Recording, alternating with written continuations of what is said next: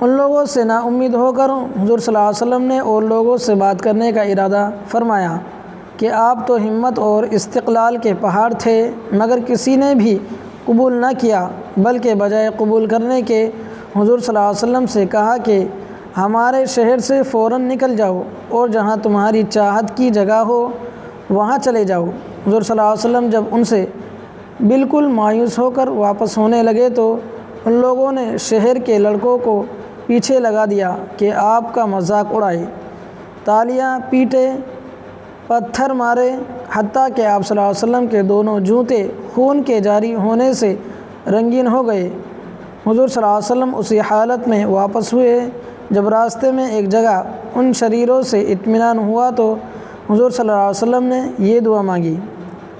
اے اللہ تجھ ہی سے شکایت کرتا ہوں،